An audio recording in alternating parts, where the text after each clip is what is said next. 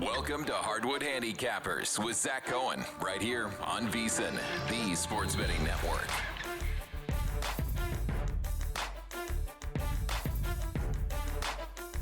This is Zachary Cohen, VSiN.com senior editor with another episode of Hardwood Handicappers. Hardwood Handicappers is sponsored by Better Picks, the fantasy app that turns your basketball takes into cash. Download the Better app and use code VSINPOD to get $10 free. No deposit needed. That's VSINPOD, VSINPOD. We have a link for that in the description. We're going to start today off like we do always, talking a little bit about what we saw last night. And I have two takeaways from last night, which was actually a really fun night of NBA action. Ended up winning a little bit. Not as much as we should have, because there was an absolutely insane ending to that Nets-Warriors game. It's the type of thing where I had that alternate spread, so I had a bad beat, but it's not one that anyone's going to talk about. But Nets were down 10. Michael Porter Jr. blows a wide-open layup that would have made it 8. I had plus 10.5. Then the other end of the floor, the Warriors are running out the clock, and Draymond Green starts yelling at Will Richard to shoot the ball with like 6 seconds left, and he shoots a wide open mid-range jumper, swishes it, gets fouled. They end up winning by 13, and my alternate spread parlay ends up losing, even though Miami won by 24 against the Nuggets. And yeah, it was a Nets game that was really close all throughout, and they just were not able to stay within the bigger number that I made, but still won a little bit. Should have been ended up being a little bit more. But the two takeaways that I had were, I'll start with the lighter of the two, is that the Cavaliers go into San Antonio and come away with a really impressive 113-101 win in what was the Peacock game for last night. Jarrett Allen had 27 points and 10 rebounds. I thought Darius Garland played a really good game, and we've just kind of seen now 2 games in the last, maybe 7 days, even less, because talking about Christmas Day, where the Cavaliers put up a really good fight in the Garden in a loss to the Knicks, and then they go into San Antonio and win this game by double digits against a really good Spurs team. It's pretty clear to me that Cleveland still has what it takes to win the Eastern Conference. It's just a matter of starting to put it together a little bit more consistently. But there are some things that this team can do that even last year's team couldn't. And I just think that there's a little bit more depth. I really like Jalen Tyson as a player. He hit 2 absolutely massive corner threes to help them win that game last night. You're eventually going to get Max Strus back. And I just think that this team goes 8 or 9 deep with, players that I think can actually contribute in a playoff series. So I would not be ruling out the Cavs just yet. I think that Cleveland still has another gear that it can find over the rest of the regular season. And this is still a team that nobody in the Eastern Conference is going to want to play in a best of 7 series. And like I said, we've seen that now in 2 of the last, 5 days. I think that, the loss in Houston to a Rockets team that was playing without Alperen Şengün, definitely a little embarrassing.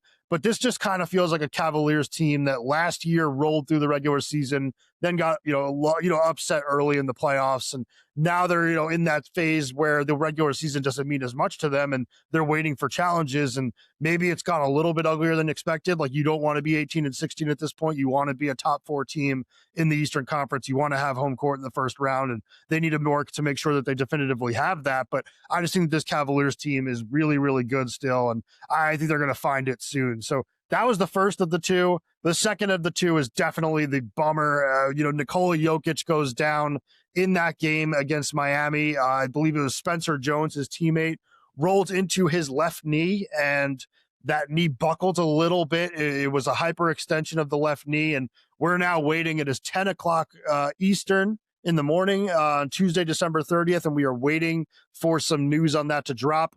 It really seems like it's either going to be a 1 or 2 week injury, no big deal, or it's going to be a torn ACL. Like, that is seemingly what the Twitter doctors are all saying, that like the ACL is definitely at risk here. Most of the ones that like you see all the time and trust, like the Dr. Chows and the Brian Suterers of the world, they said that they believe he avoided a major injury, which would be obviously the best case scenario. But we will have to see. Once that news drops, I will head over to VSiN.com. If it is the worst of the two, if it ends up being a torn ACL, I will write about the impact of that. But I'll just tell you right now, if it's a torn ACL, the Nuggets, who are my pick to win the NBA Finals, are not going to win the NBA Finals, and they might not even make the playoffs without having to go through the play-in, because they are already dealing with so many injuries, with Cameron Johnson, Christian Brown, and Aaron Gordon out, that if you lose Joker, like, it's not going to happen. So I think that this is a major, major thing in terms of long-term for the actual Nuggets.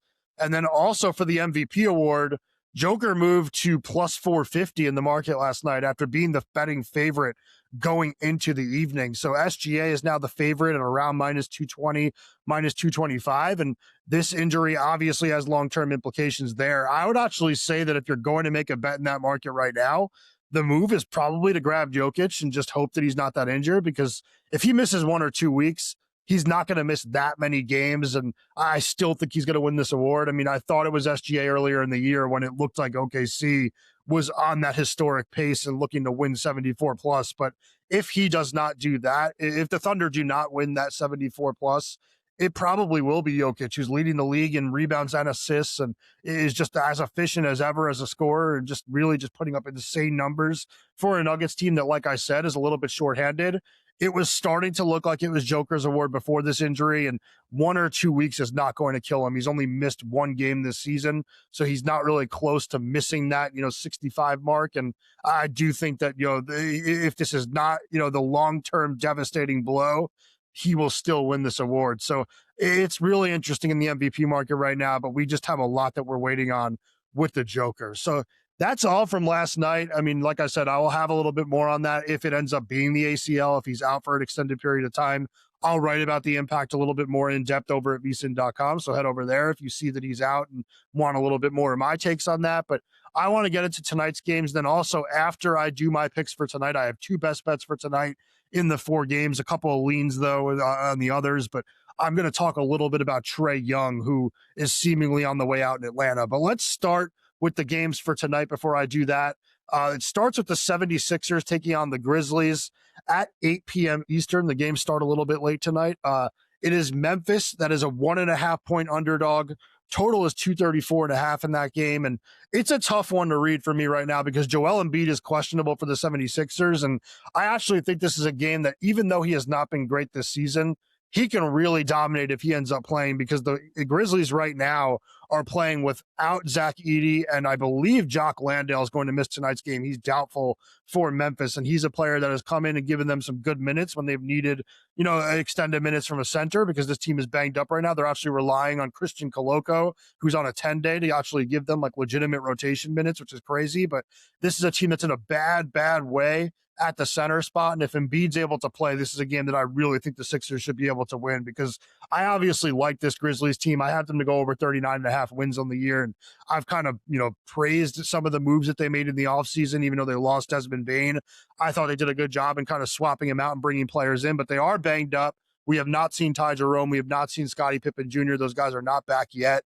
And I do think that the Sixers have a pretty, big edge in the backcourt when compared to the Grizzlies. So I'm just not sure where Memphis has, the advantage in this game. And if you take away the center spot and you put Embiid out there, this definitely feels like a game the Sixers should win. But I actually do have a play on this game, and it's Jaren Jackson Jr. to go over 26.5 points and rebounds at minus 110. I just think that he has been thriving a little bit offensively, getting to play as a center without Zach Edey and now without Jock Landale. He's had 21 plus points in 6 of the last 7 games. He's also averaging 7.8 rebounds per game over the last 6 games on 15 rebound chances per game. This is a player that's not normally really, reliable when it comes to hitting the glass, but he has been doing it over the last couple of weeks, and it's out of necessity. Like I just said, there's no Zach Edey that's one of the biggest players in the NBA. There's no Landale right now. Somebody on this team has to step up and rebound, and I think that Jackson's been doing a good job of it, and he's doing it while also scoring. So I think there's a really good chance that he ends up having, 30 plus, points plus rebounds in this game. And I do think this is an interesting situation where while, the Sixers have a formerly very good shot blocker in Joel Embiid, this is a team that does not defend the rim very well. They're only 25th in the NBA defending at the basket. And Jackson is a player that will score in the paint. He will also knock down some threes. He could also create for himself in isolation a little bit. So I just think this is a game where he's going to put up some numbers. And I should mention also, early in the year, Jackson was really frustrated with the, odd rotation habits of head coach Tomas Isolo. He does play these players in very short stints, like a very European style of subbing players in and out of games. And Jackson did not like that early in the year. But now that he's starting to find his stride, I wonder if he's enjoying it because he is getting to exert more energy when he's in. He gets a little bit longer time to rest on the bench. And maybe that's good for a player that's been so injury prone throughout his career. But the numbers are starting to back up the fact that he's playing a little bit better. And I think it's going to continue tonight. Next game is Celtics at Jazz. This game is at 9 p.m. Eastern. The Celtics are 8.5-point favorites, and the total is 241.5.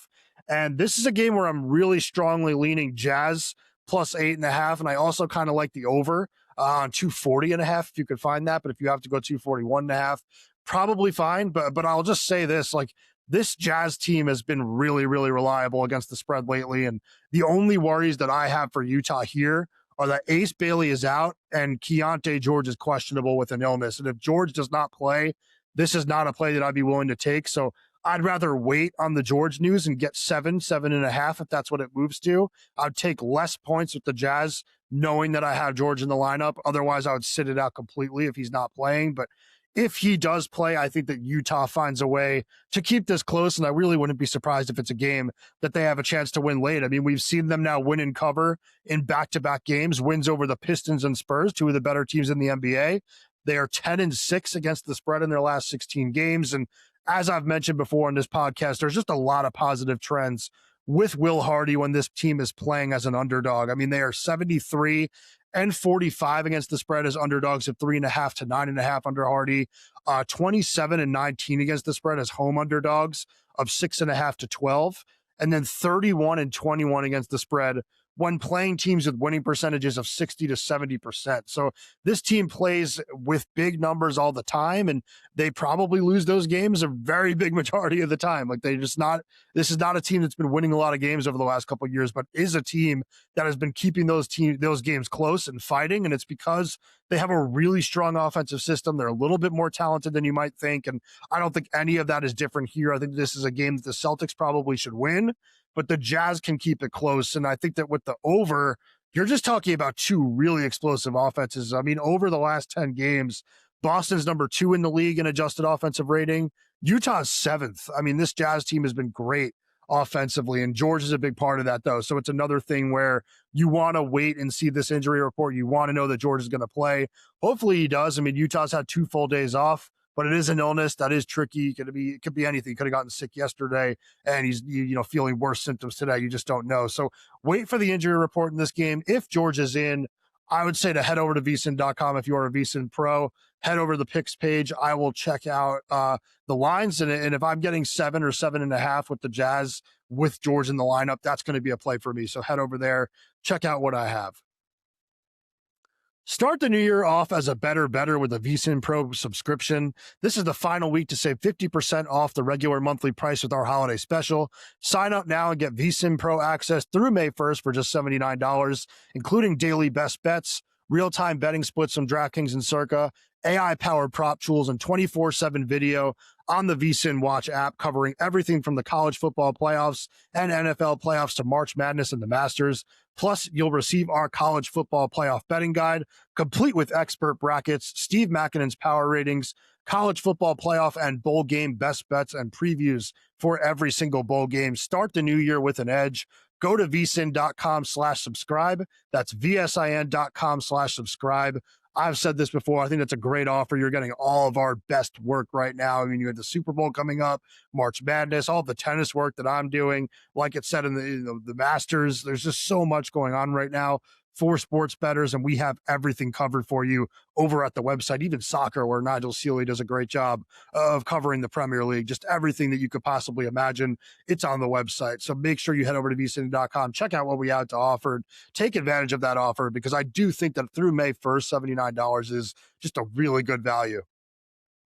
Let's move on with tonight's games with the Pistons at the Lakers, 10:30 p.m. Eastern tip. Detroit is a 2.5-point favorite in this game. Total is 233.5, and this is a game where I'm going back to the Lakers, and I'm going with the money line at plus 122. I'm not taking the points. I think that this Pistons team is desperately, trying to get back to Detroit and start playing some home games again. They are on a grueling road trip right now. Final game of a 5-game road trip. Also their 7th road game in 8 games. And that could be tough on any team, even a young team. And I do think that the trends kind of show you that this Pistons team under JB Bickerstaff over the last 2 years has really not enjoyed these long road trips. So they're 2-4, both straight up and against the spread under Bickerstaff, playing at least 3 road games in 5 days. They're also 8-9 straight up and 7-10 against the spread, playing 3 consecutive road games at least. Also, the Lakers are very well rested. Like, this is only their 2nd game in 5 days, whereas it's the Pistons' 3rd road game in 5 days. So LA's been home. They've been resting, and they are 9-6 straight up and 9-6 against the spread as home underdogs under JJ Redick. Also 9-5 straight up and 9-5 against the spread in home games with lines of +3 to -3 under Redick. So this situation has been kind to LA. And I will just say, like, in terms of the on-court matchup, I really like this for the Lakers because I've talked about this before. This Lakers team is terrible defensively, but at the same time, the Pistons are a little bit shaky on the offensive end of the floor. I know this is an elite basketball team. They have looked really, really good throughout the course of the season, but that offense can stall out a little bit. And against this Lakers team, that's the last thing you want because Los Angeles can score on anybody. That includes an elite Detroit defense. And I do think that this is a game where Luka is going to have his way because even with the Pistons having some strong wing defenders, Luka's able to carve out space against pretty much any wing defender. I mean, he's just so strong and good at using his body. And I just think he's going to have a really big game as a scorer. And I think that the Lakers are going to hurt this Pistons team with their offensive system. So I think Los Angeles wins this game even without Austin Reeves. And I like it at +122. I wouldn't go crazy with it. I'm not betting more than a unit, but I would like this to play. Just to, risk 1 unit to win 1.22. I think that's a really good play. I think the Pistons are going to go home with another loss, and I think they'll figure it out once they get back to Detroit, once they get some rest. Final game of the night before I talk a little Trae Young. It's the Kings at the Clippers. Clippers laying 9.5 points, totals 220.5. I don't have anything in this game. I just kind of wanted to mention that LA has won 4 straight games. The stretch includes wins over Detroit, Houston, and the Lakers. This team is starting to play really well again. And if there was not a threat of a blowout in this game, I mean, it is a huge spread. The Clippers are playing well. The Kings are playing awful. I would have gone to Kawhi to go over his point total because this is a guy that over the course of this 4-game win streak is averaging 39 points per game. And the Kings are actually really bad at defending some of Kawhi's weak spots. So I think that, this is a Kings team that is the worst team in the league defensively, defending inside 10 feet statistically. And Kawhi is a great mid-post scorer, a good mid-range scorer overall. I just think this is going to end up being a game where the Clippers probably start pulling away towards the end of the 3rd quarter, and you might not see a lot of Kawhi in the 4th quarter, but leans for the Clippers. I wouldn't mind Clippers in a parlay on the money line if you needed to put in, somebody on a money line parlay and you're looking for an anchor there. It's not the greatest of odds in the world, but I do not think that they're at risk of losing this game. So I would be fine with throwing the Clippers money line into parlays, but yeah, I don't have a lot there. Maybe Kawhi, like over his 1st quarter total or something like that is the way to attack it if you don't think Kawhi is going to be out there for much of the second half. But I do think the Clippers will continue to roll. I think they move to 5 straight wins, and I do think Kawhi has a big game here. But overall, nothing in that one. I just wanted to mention it quickly because there's only 4 games for tonight. I should talk about all of them. Now that we are done with the 4 games, I'll quickly recap what my best bets were. I have Jaren Jackson Jr. over 26.5 points and rebounds at -110 against the 76ers. And I have Lakers money line at +122 versus the Pistons. But I do want to talk about Trae Young, so I'm not going to end this podcast yet. But first, I want to say, if you think you could read matchups, rotations, and usage, prove it on Better Picks. Pick more or less on player stat lines and turn your basketball analysis into real money. Right now, use code VSiNPod to get $10 free. No deposit required. Make 2 sharp picks and you could win up to 1,000x your entry. Live in 33 states. Download Better and get in the game. That's BETR. Download that app. We always have props for you. Grab that $10 free and maybe get, a nice little multiplier on your picks when I'm giving you some player props to play with. But yeah, head over to Better. Use code VSiNPod, VSINPOD. But let's now talk a little bit about Trae Young. On Monday, it came out that Trae Young will probably be exiting the Hawks, whether that is at the February 5th trade deadline or it's just a matter of them letting him walk because they did not reach a contract extension last summer. It does seem like these two are about to part ways. We saw that come down from ESPN's Tim McMahon. I believe we also saw it from Chris Haynes. It sounds like Atlanta is ready to move on from Trae Young if they could find a suitor. Now the question is, can they find that suitor? And I've looked a lot into potential Trae Young trades. I think that the easiest one you could possibly make, and I tweeted this yesterday on Twitter at BettingOnX is my Twitter account. I think that the most logical and easiest move is just a straight 1-for-1 swap with the Sacramento Kings of Domantas Sabonis to Atlanta, Trae Young to Sacramento. The reason that I like that is I think that the Hawks are actually a little bit light at the center position. I do like Onyeka Okongwu a lot. I've praised him a ton. I was really high on him coming out of the draft. I do some draft stuff for Real GM, so I do a lot of draft prospect breakdowns and was really high on Okongwu coming out of USC. And I think he's been a really good pro since he's come into the league. It's just he is a little undersized, and I think that when you have so many defensive weaknesses or just liabilities in your starting five, it's hard to be undersized at the center position, especially when you're also undersized at the power forward position. And I just think that, this Hawks team could use a little bit more size, and bringing Sabonis in a Young trade actually makes a lot of sense because Sabonis not only has size, but he can also be a playmaking hub for them. I mean, this is a guy that has run a ton of offense for the Kings throughout his career. And if you lose Trae Young's ball handling and passing ability, you need to make up for it with just all of your rotation players. And while Jalen Johnson has done a really good job of handling the rock this year, Nickeil Alexander-Walker's a solid lead guard. I think you need a little bit more playmaking. Sabonis can give you that. He also gives you kind of a bruising score around the paint. So I think it makes sense for the Hawks a little bit. And then on the other side, Sacramento is desperate for a starting point guard ever since they moved Tyrese Halliburton in the trade for Sabonis that I thought was crazy at the time. And then they lose De'Aaron Fox, who wanted to go to San Antonio, wanted out of Sacramento. You ended up, losing 2 point guards after being in a situation where you once had Fox and Halliburton. Now you're desperate for one. Well, how about Trae Young? He's 27 years old. I still believe he's a really good player. I know that he has his defensive issues, and he's a player that can be a little bit hard to fit into an offense. But you know what? Sacramento really doesn't have much of an offensive scheme. They are a team that just desperately needs point guard talent and talent overall. But bring Trae in. Maybe he gives you an identity on offense, and obviously the defense around him becomes a problem, but figure that out later after you bring in a really good player. You don't have any right now. So I think this makes a lot of sense for Sacramento. Other teams that I think that makes sense for Trae Young are the Toronto Raptors and the Minnesota Timberwolves. I said Dallas Mavericks because I do believe the only way that you could probably get Trae Young to Minnesota is maybe in like a 3-way trade where Anthony Davis goes to the Hawks, which is a hot rumor, and I'll talk about that in a second, and maybe Julius Randle and other pieces go to the Mavericks. I don't think Dallas wants Trae Young. Tim McMahon said that himself. He said that they are very interested in moving Young specifically to the Hawks for some of their assets. I believe it would be Risa Shea and picks, but they do not want Trae Young back in that trade. So I don't think that there's a scenario where Trae Young goes out and Anthony Davis comes in and it's a 2-way trade between the Hawks and Mavericks.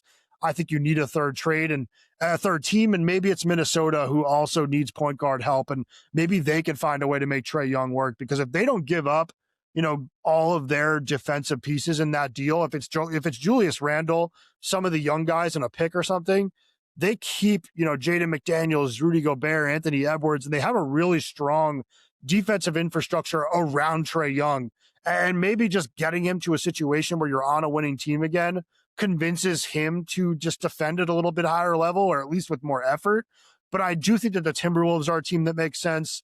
I think that the Raptors are also a team that makes sense. I do think that Young would be an upgrade over Emmanuel Quickley, and I do think that the Hawks would probably be interested in some type of Quickley swap where you find the salaries that work and maybe another piece goes to Atlanta. But I do think that makes sense for Toronto, because I think Toronto can use another infusion of talent. I know that team probably is most needy at the center spot right now, but I do think that the Raptors would be interested in a point guard upgrade. I like Quickley. I think he's a solid player, but you don't let him prevent you from getting Young. So those are the three teams that I think would be interested in making the move for Young. It would be the Kings, the Timberwolves, and the Raptors. But I would also say that there is the option that you can't move Trae Young. You're stuck this season and you want to get better, and you still go out and make the move for Anthony Davis. You keep Trae Young, you move Zachary Risachet and Kristaps Porzingis in a first-round pick, not that Pelicans first-round pick that is really valuable for next year, maybe a top 10 protected first-round pick down the road for Anthony Davis. But I think that that's a really interesting trade with this current Hawks team, because I think that whereas Okongwu is not capable of being the defensive anchor that this team needs behind Trae Young, who is a sieve defensively, I think you bring in Anthony Davis, he can adequately anchor your defense. And I think that all of a sudden your starting five is, Trae Young, Nickeil Alexander-Walker, Dyson Daniels, Jalen Johnson, Anthony Davis.